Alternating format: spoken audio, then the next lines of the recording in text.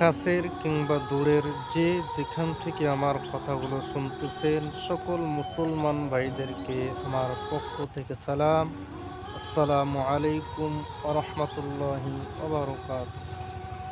আজকে শাবান মাসের 5 তারিখ, 15ই শাবান, শবে বরাত অনুষ্ঠিত হবে ইনশাআল্লাহ।